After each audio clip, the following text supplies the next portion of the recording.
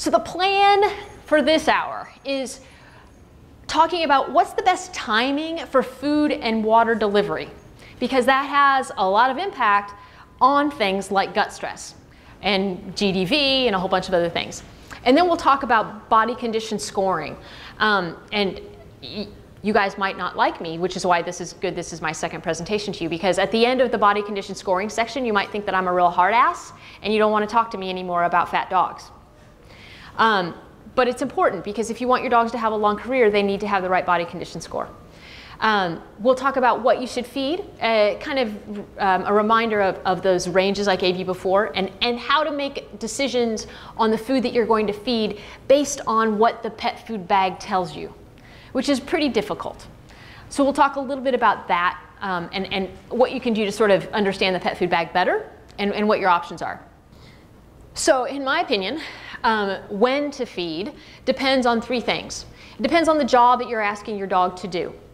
So if you are asking your dog to do a job that is primarily mental and doesn't require that they are running all of the time, then I think that you can make decisions about where to feed and how often to feed based on schedule.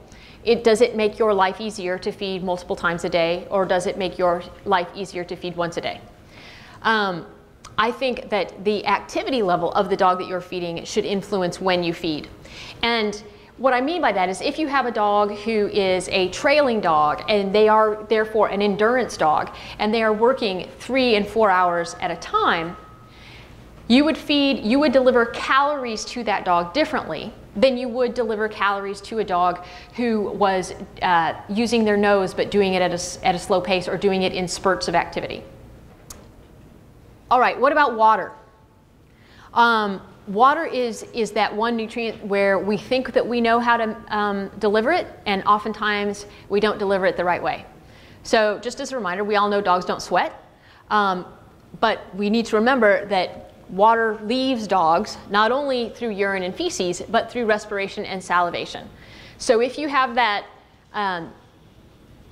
classic example, the spinning Malinois in the back of the patrol car, who is, you know, their respiration rate is out of this roof because they're spinning and they're panning and they're spinning and they're panning.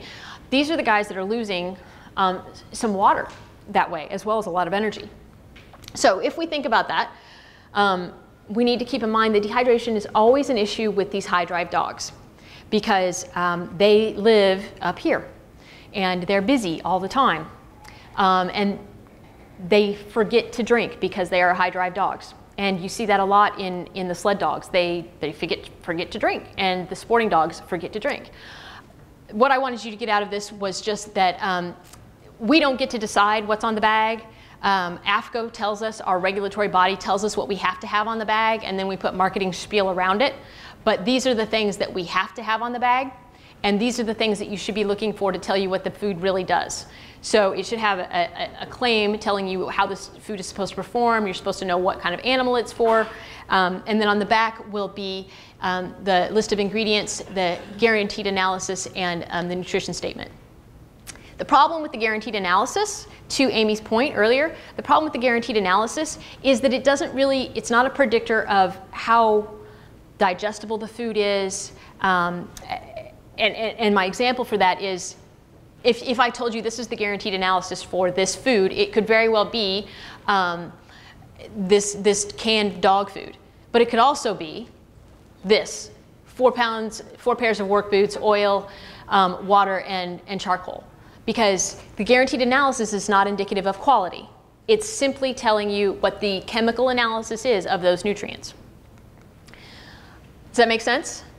So you have to rely on things other than the guaranteed analysis to make all of your decisions.